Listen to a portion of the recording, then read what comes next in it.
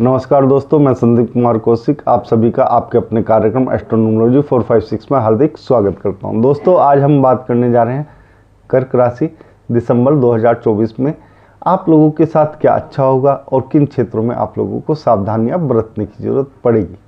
दोस्तों, जैसा कि आप लोग चार्ट देख ही रहे हैं, आपके चार्ट में मंगल जो है प्रथम भाव में है, यानी कि मंगल नीच के भी हैं और बकरी भी हो जाएंगे, ठीक है ना, 7 तारीख को।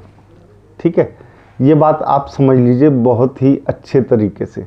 ठीक है, दूसरी चीज़ तीसरे भाव में जो है केतु हैं, पंचम भाव में आपके सूर्य के साथ बुध हैं, छठे भाव में शुक्र हैं, अष्टम भाव में शनि है, नवम भाव में राहु है और 11वें भाव में गुरु हैं। कुछ इस प्रकार ग्रहों की दशाएं बनी हुई हैं। शुक्र जो है 2 तारीख को, ठीक है ना, मकर में पहुंच जाएंगे और 28 तारीख को जो है कुंभ में प्रवेश कर जाएंगे। साथ ही सूर्य जो है 15 तारीख को धनु राशि में प्रवेश कर जाएंगे। दोस्तों, प्रथम भाव में मंगल का एक तो नीच में होना और दूसरा वक्री होना, ठीक है, थोड़ा सा आप लोगों को यहाँ पे सावधानियाँ बरतनी पड़ेगी। सबसे बड़ी बात यह है कि आप अपने आत्मबल को, ठीक है ना, या मनोबल कह लीजिए, इसे डाउन मत होने देना, क्योंकि सबसे ज़्यादा जो ज़रूरत पड़ेगी आप लोगों को इसी भाव में पड़ेगी, यानी कि स्वयं से ही पड़ेगी। इस बात को आप लोगों को सोचना है और समझना भी पड़ेगा। हालांकि त्रिकोण में, ठीक है, देखा जाए सूर्य बुध के साथ तो राहु भी बैठे, ये बहुत ही अच्छा संकेत तो है, लेकिन यहाँ पे आप लोगों को, जैसा कि मैंने कहा, मंगल से आप लोगों को ये दिक्कतें आएंगी।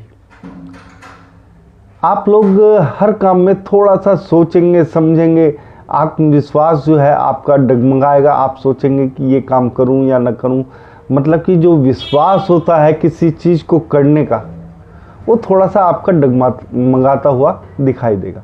इसलिए दोस्तों, आप लोगों को जो उपाय करने हैं वो मंगल से संबंधित ही उपाय करने हैं सबसे ज़्यादा इस माह, ठीक है। हालांकि आपके जो राशि स्वामी हैं वो चंद्र हैं और देखा जाए तो चंद्र चतुर्थ भाव में सबसे अच्छा फल प्रदान करते हैं, लेकिन यहाँ पे मंगल भी हैं, ठीक है। मंगल और चंद्र थोड़ा सा ऊपर नीचे होता है, यानी कि जो मैंने पहले ही बता दिया कि आपको आत्मविश्वास के साथ कार्य करने पड़ेंगे। इस पे आपको काम करना पड़ेगा, अपने स्वयं के ऊपर काम करना पड़ेगा। अपने आत्मविश्वास को बनाए रखने के लिए कुछ ना कुछ आपको करते रहना है, जिससे हर पॉजिटिव चीज़ सोचनी है।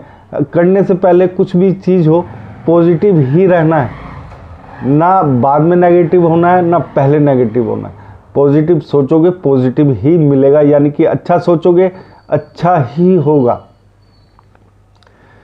यहाँ पे हनुमान जी से संबंधित जो उपाय हैं उसमें सबसे ज़्यादा जो उपाय कर सकते हो, जो सबसे ज़्यादा आप लोगों के ऊपर फर्क डालेगा, वो मंगलवार के दिन मसूर की दाल जो होती है वो दान करने से हो सकता है सही। यानी कि हनुमान मंदिर में या किसी गरीब आदमी को लाल पोटली में बांधकर 250 ग्राम दाल दे दीजिए, ठीक है ना। उससे आप लोगों को मंगल की यहाँ पर एक तरीके से कहा जाए ना, थोड़ी सी जो एक ताकत होती है पॉजिटिव, वो मिल जाएगी दोस्तों, ठीक है। ये उपाय ज़रूर करना। हनुमान जी के मंदिर में जाओ तो टीका ज़रूर लगाना अपने माथे पे यहाँ पर, ठीक है। इस चीज़ से भी आप लोगों को काफ़ी लाभ यहाँ पे प्रदान होगा। तीसरे भाव में अगर देखा जाए या दूसरे भाव में पहले देख ले तो शनि की दृष्टि पड़ी हुई है यहाँ पर, ठीक है ना। ये तो यहाँ पर थोड़ा सा आप लोगों को यहाँ पे भी थोड़ा संभल के ही चलना पड़ेगा। कोई, मैं ये नहीं कहूँगा बहुत ज़्यादा दिक्कतों का सामना करना पड़ेगा, लेकिन हाँ, थोड़ा सा आप लोगों को जो आत्म बल है उसे मजबूत रखोगे तो इस चीज़ का फ़ायदा मिलेगा शनि की दृष्टि का, ठीक है ना। सारा खेल आपके आत्मबल का है यहाँ पे, यानी कि सेल्फ कॉन्फिडेंस का है इस माह। बिना उसके आपके जीवन जो है, ये जो माह है, बिल्कुल ही ख़राब हो जाएगा। इसलिए मैं कह रहा हूँ, बार बार कह रहा हूँ, शुरू से कह रहा हूँ, अपने आत्मबल को बनाए रखना। तीसरे भाव में केतु है, यहाँ पे भी केतु थोड़ा सा ठीक प्रभाव देते हैं, इन्हें दिशा नहीं मिल पाती है। हालांकि मंगल प्रथम भाव में होते हुए थोड़े से एक तो नीच के हैं, नीच राशि में, और दूसरा वक्री भी हो जाएंगे। तो यहाँ पर आप लोगों को समझना होगा इन चीज़ों को, ठीक है, कि आपका जो एक टारगेट है, ठीक है, उससे आप भटके नहीं। भाई बहनों के साथ थोड़ा सा रिश्तों में ऊंच नीच जरूर पैदा होगी, इससे कोई इनकार नहीं किया जा सकता, लेकिन हाँ, आप लोगों को थोड़ा सा संभल के बातचीत करनी है, ठीक है। चतुर्थ भाव में देखा जाए तो कुछ ऐसा खास नहीं है कि आप बहुत ज़्यादा कुछ करते हुए यहाँ पे दिखाई दोगे, ठीक है, लेकिन लगभग 15 तारीख के आसपास से, और ये समझिए 20 तारीख या 22 तारीख लगभग, ठीक है ना, 15 से 22 तारीख समझ लीजिए, ये जो समय है आपका, एक तरीके से देखा जाए तो इस माह का गोल्डन पीरियड कहलाएगा। और इस समय आप लोगों को व्यापार में भी काफ़ी तरक्की जो है ना वो मिलती हुई दिखाई देगी दोस्तों, ठीक है ना। तो आप लोगों को यहाँ पे ज़्यादा सोचना नहीं है, ज़्यादा एक तरीके से देखा जाए तो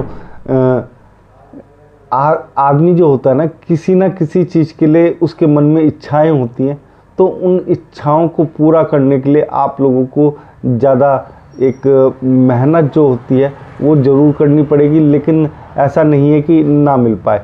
जो मैंने तारीखें बताई हैं उस समय आप लोगों को एक तरीके से प्रगति देखने को मिलेगी हर क्षेत्र में। पंचम भाव में, ठीक है ना, फिलहाल तो सूर्य और बुध है, तो इनसे भी आप लोगों को काफ़ी फ़ायदा मिलेगा, ठीक है ना। जैसा कि मैंने कहा ना 15 तारीख, ठीक है, तो उस तारीख तक आप लोगों को थोड़ा सा धैर्य बना कर रखना पड़ेगा। प्यार में या पढ़ाई में आप लोगों को यहाँ पे तरक्की देखने को मिलेगी। जो सबसे अच्छा क्षेत्र रहेगा इस माह आप लोगों के लिए वो है पढ़ाई का क्षेत्र, तो यहाँ पे आप लोगों को कोई खास दिक्कतों का सामना नहीं करना पड़ेगा, ठीक है। इसके बाद बात करते हैं छठे भाव की, तो शुक्र हैं, शुक्र भी यहाँ से चले ही जाएंगे, तो यहाँ पे कुछ ऐसी खास दिक्कतें नहीं है, तो कोई बड़ी चीज़ नहीं है, ठीक है ना। नौकरी जैसी चल रही थी और स्वास्थ्य जैसा चल रहा था, नॉर्मल अच्छे तरीके से चलता रहेगा, कोई बड़ी दिक्कतों का सामना नहीं करना पड़ेगा। सातवें भाव में देखो, इस समय आपके एक तरीके से देखा जाए तो पत्नी के साथ थोड़ा सा प्यार बढ़ता हुआ जरूर नजर आएगा, लेकिन मंगल भले ही नीच में हो, उसकी कुछ ना कुछ एक तरीके से देखा जाए प्रभाव तो आपके ऊपर पड़ेगा ही पड़ेगा। तो इस कारण से आप लोग जो है ना थोड़ा सा इस चीज़ से एक तरीके से कहा जाए तो थोड़ा सा संभल के चलने का ज़रूरत पड़ेगी आपको, ठीक है ना।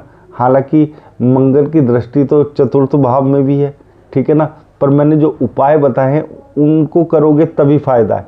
यहाँ पे भी मंगल के उपाय जो मैंने बताया है उसे करोगे तो फायदा मिलता रहेगा।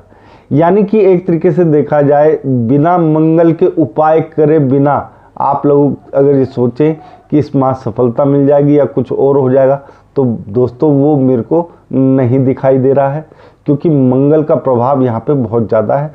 इसके बाद अगर हम देखेंगे मंगल की दृष्टि जो है, ठीक है ना, अष्टम भाव में भी पड़ी है। हालांकि शनि और मंगल अष्टम भाव में थोड़े से अच्छे होते हैं, थोड़ी सी दिक्कतें जरूर देते हैं, लेकिन ऐसा नहीं है कि प्रभाव जो है खाली चले जाए उनके। तो यहाँ पे आप लोगों के लिए अच्छा है, कोई ऐसी दिक्कत नहीं है। जो भी कुछ है हवा की झोंके की तरह आएगा और एकदम उसकी ही तरह निकल जाएगा, ठीक है ना, बहुत आराम से आके निकल जाएगा। आपको पता भी नहीं लगेगा कि आपके साथ कुछ गलत भी होने जा रहा था। तो बहुत सारी चीज़ों से मंगल यहाँ पे बचाने के लिए भी बैठा है दोस्तों, ठीक है। शनि अपने नॉर्मल प्रभाव से हट के थोड़े से अच्छे प्रभाव देगा यहाँ पे इस भाव में आपको, अष्टम भाव में, ठीक है। तो घबराने की कोई आवश्यकता नहीं। राहु नवम भाव में, भाग्य भाव में, तो दोस्तों यहाँ पे एक तरीके से देखा जाए तो आप लोगों को काफ़ी ज़्यादा भाग्य का साथ मिलेगा, ठीक है ना। और राहु थोड़ा सा आप लोगों को उठाता हुआ अचानक से, ठीक है ना, परिवर्तन देने की कोशिश करेगा आपके जीवन में, ठीक है। तो उस परिवर्तन से घबराना नहीं है आप लोगों को, उस परिवर्तन को आगे बढ़कर, ठीक है ना, गले लगाना है। तो इसी चीज़ों से, छोटी छोटी चीज़ों से ही देखो जीवन में सुधार होता चला जाता है। कब एक एक ईंट रखते चले जाएंगे और मकान बन जाएगा पता भी नहीं लगता है। इसी प्रकार से यहाँ पे राहु जो है आपके भाग्य को किस प्रकार से सही करता हुआ चला जाएगा आप लोगों को स्वयं ही नहीं मालूम पड़ेगा, ठीक है। 10वां भाव, यहाँ पे थोड़ी सी समस्याएं हो सकती हैं। खास तौर से देखो प्रमोशन, आप लोगों को प्रमोशन में बहुत ही ज़्यादा एक तरीके से देखा जाए तो दिक्कतों का सामना करना पड़ेगा। इस क्षेत्र में आप लोगों को थोड़ा सा तैयार रहना पड़ेगा। इन चीज़ों के लिए अपने आप को मानसिक रूप से तैयार रखना पड़ेगा कि हाँ हमारे साथ ऐसा हो सकता है। तो उस चीज़ को आप लोग बिल्कुल भी नेगेटिव में ना ले जाएं, क्योंकि देखो जीवन रुकता नहीं है, हमेशा चलता रहता है और समय भी कभी नहीं रुकता और ना ही ग्रहों के प्रभाव रुकते हैं, ठीक है। समय आने पे सब कुछ बदल जाता है और बदलाव ही जीवन का हिस्सा होता है। तो यहाँ पे भी आप लोगों को कोई घबराने की बात नहीं है, कुछ समय है जो निकल जाएगा। खास तौर से आप लोगों को जो सावधानियां बरतनी पड़ेंगी दोस्तों, वो लगभग इस माह के अंतिम समय में, यानी कि 24 तारीख से लेकर 28 तारीख के बीच में आपको सबसे ज़्यादा सावधानियां बरतने की जरूरत पड़ेगी। 11वें भाव में गुरु हैं और सूर्य और बुध की दृष्टि भी वहीं पे पड़ी हुई है। गुरु की दृष्टि भी आप देखें तो 5वें भाव में। तो इस प्रकार से अगर देखा जाए तो यहाँ पे 11वें भाव में आप लोगों के लिए सूर्य, एक तरीके से सूर्य की दृष्टि जो है वो वरदान साबित हो जाएगी, ठीक है। वरदान इसलिए कि आप काफ़ी अच्छा कर सकते हैं, काफ़ी अर्निंग कर सकते हैं, ठीक है। अर्निंग में आप लोगों की दिक्कत नहीं आएगी। हो सकता है कुछ बड़ा पैसा आप लोगों के हाथ लग जाए, यानी कि हो सकता है पूर्व में की गई इन्वेस्टमेंट आपके हाथ लग जाए जिसका आपको इस समय ज़रूरत हो और वो एकदम अचानक से आपको याद आ जाए। इस तरीके की जो इन्वेस्टमेंट है उससे आप लोगों को यहाँ पे फ़ायदा होने के चांसेस हैं, यानी कि ज़्यादा दिक्कतों का सामना नहीं करना पड़ेगा इस क्षेत्र में भी। अगर 12वें भाव की बात देखी जाए तो कोई ऐसा खास नहीं है जो आपको बताया जाए। थोड़ा सा खर्चे तो होते ही हैं, ठीक है ना, नॉर्मल खर्चे रहेंगे। कोई ऐसा नहीं कि आप बहुत ज़्यादा आध्यात्मिक हो जाएंगे, ठीक है। थोड़ा बहुत आदमी देखो ऊपर नीचे तो होता ही रहता है, लेकिन जैसा जीवन चल रहा है वैसा ही चलता रहेगा दोस्तों। और आखिरी में, अंत में एक बार और वही चीज़ मैं दोबारा से रिपीट कर रहा हूँ, अपने आत्म बल को कम मत होने देना। बाकी हनुमान जी जो है आपके ऊपर आशीर्वाद बनाएंगे तो आपका ये महीना बहुत ही अच्छे से कटेगा। और दोस्तों अगर आप लोगों को हमारा ये प्रोग्राम अच्छा लगा है तो कमेंट में जय श्री राम जरूर लिखेगा और आप सभी मित्रों को भी हमारा जय श्री राम।